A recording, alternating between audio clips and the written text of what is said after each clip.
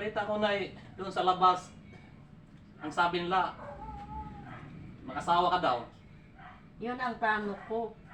Kasi mag-isa na lang ako doon sa probinsya. Wala nang kasama.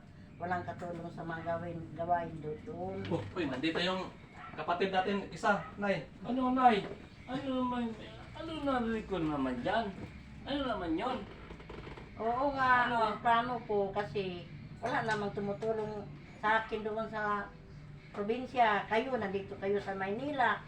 Ay, yung mga gawain doon, ako na lang mag-isa. Ay, sino Wala- ba, tanong ba, sino ba ng mga pangasawa nyo? Ba't ganon? Sino ba yon? Ano, si Mario. Pangalan. Mario ang pangalan? Oo. Naku, baka ang ano ko lang sa'yo, baka bugbugin ka. Kawawa ka naman kung bugbugin ka. Naku, iba yung kapatid. Kapatid ko si ano. Hayop dad ba to? Baka patayin Ano niya. mo, Nay? Iba ini. Ako, pag ako inaalasing, alam mo bakit, Nay? Kung sino ang pangasawa mo, baka umapatay ko pa. Pag naman ang mga asawa, Nay, matanda ka na. Paano kami ito magkapatid? Paano, Nay? Ba't ganun, Nay?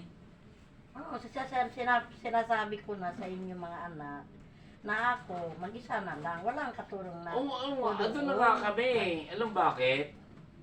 Kami nutol.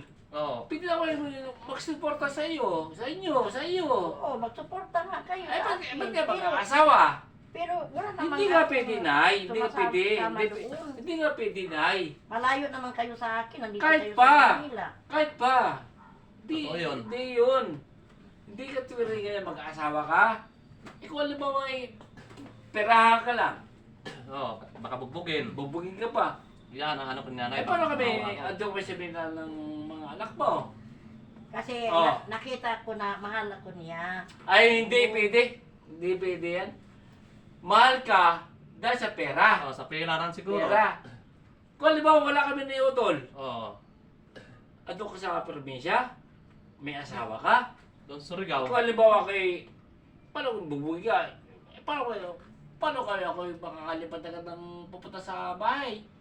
Ay, mahirap, Nay. Mahirap. Alam mo,